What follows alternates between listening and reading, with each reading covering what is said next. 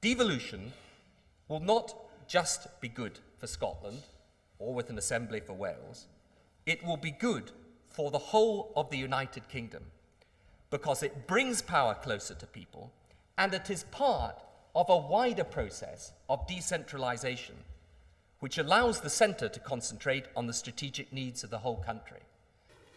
Sensible, well thought out change with an implementation plan we announced today to make it possible is the best way of enhancing the Constitution of the United Kingdom.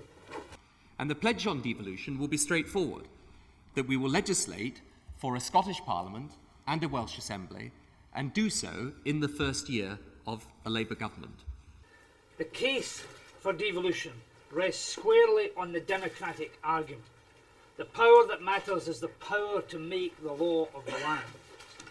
Devolution for Scotland is the first part of a package of political renewal designed to modernise our institutions and put power in the hands of the people. I may say to you that other Labour leaders in the past have made similar pledges. Harold Wilson, Jim Callaghan tried to legislate for devolution. John Smith said that it was his unfinished business, but died tragically before he could deliver it. I've been on this road for a long, long time. I was making speeches about devolution and arguing this case back in the 1950s. I've seen frustration. I've seen disappointment.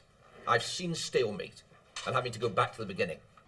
If we win the general election, I intend to be the Labour Prime Minister that delivers that devolution, that more decentralised way of working, and deliver it because I've got a workable, achievable plan to implement it.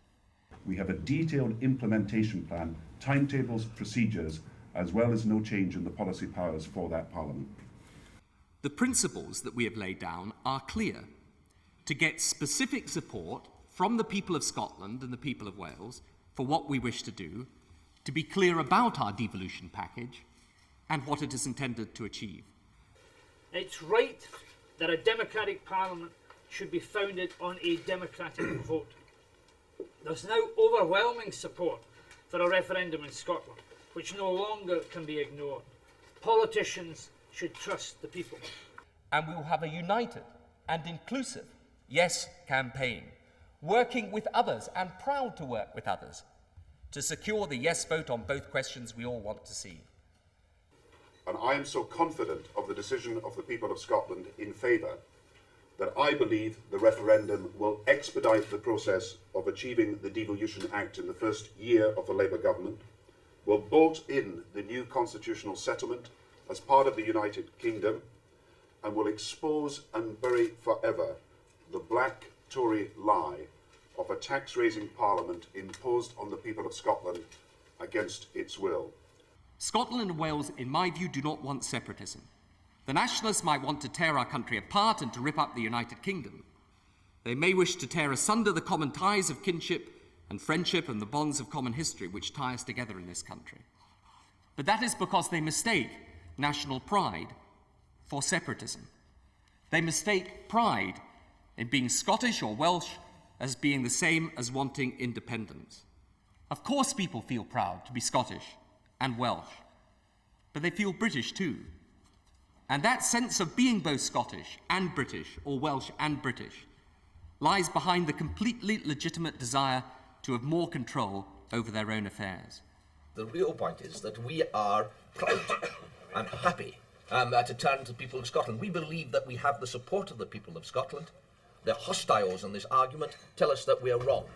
We've the confidence to put that to the test, and in a sense to call Michael Forsyth and John Major's bluff. So I believe that the debate is between separatism, which we reject, no change, which is absurd and reactionary and out of date, and proper, sensible change put through with the consent of the people so that that change will last.